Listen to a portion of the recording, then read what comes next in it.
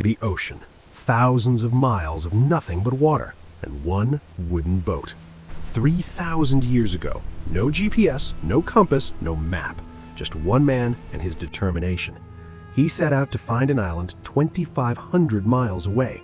Nobody knew if it even existed, but he reached it successfully, and modern scientists couldn't believe it. Today, I'll show you how those people completed this impossible journey without any modern technology. The first technique, stars. The stars, these were their GPS, but they weren't looking at stars randomly. They had memorized the exact positions of more than 220 stars, each star for a specific direction. North Star for north, Southern Cross for south. Rising stars and setting stars told direction. This knowledge was transferred from father to son, generation to generation. And this technique was so accurate that modern experiments proved it works. The second technique is even more surprising. Wave patterns, reading the waves. Ocean waves move in specific patterns, and near islands, these waves reflect back. And experienced navigators were so skilled they could feel wave patterns with their eyes closed. Learning this technique took years, but once learned, it was more accurate than a compass. When modern scientists tried this technique, they completely failed. This skill came from practice and generational knowledge. The third technique, birds. Bird behavior revealed the presence of land. Specific birds only fly near land. In the morning, they go toward land for fishing. In the evening, they return. And clouds. Clouds also revealed land. Clouds above islands remained stationary. Cloud color also changed. Lagoon reflection created a green tint in clouds.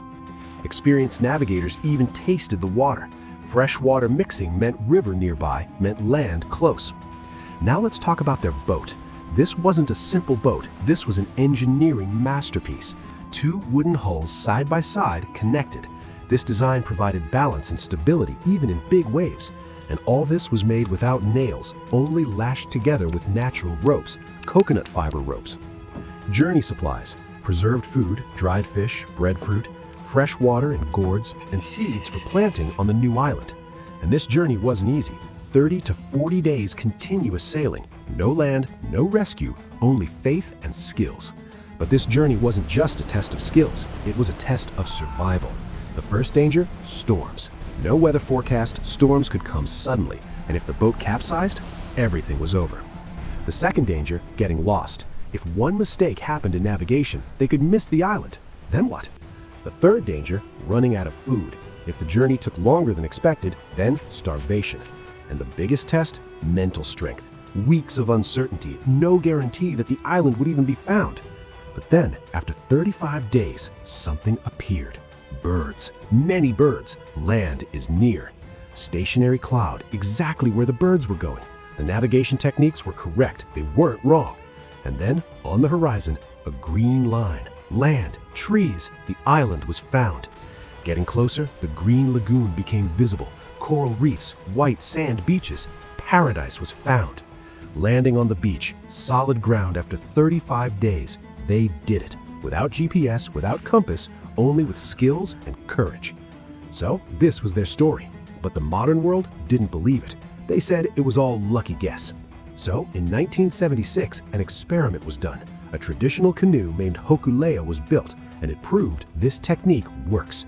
Hawaii to Tahiti, 2,500 miles, using only stars, waves, and birds, successfully completed. Scientists were shocked. This proved that Polynesian ancestors weren't wandering randomly. These were master navigators, scientists of their time. Even today, these techniques are being taught. Traditional navigation schools in Pacific Islands. This knowledge will never end. So, what did we learn from this story? First lesson, nature tells everything. You just need to know how to observe. Second lesson, knowledge is generational. From father to son, from teacher to student, preserving this is essential. Third lesson, not technology, understanding is important. Tools change, but principles remain the same. Fourth lesson, mental strength is more important than physical strength. 35 days of uncertainty, but they didn't give up. And the last lesson, respect. Ancient people should be considered brilliant, not backward. They were the geniuses of their time. Even today, these techniques are relevant because technology can fail, but stars, waves, birds, these never fail.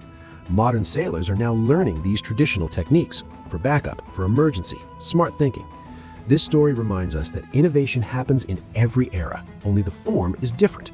And most important, this story teaches us how essential it is to preserve indigenous knowledge. So, if you learned something today, remember, every culture solved their challenges in their own way. All were equally brilliant.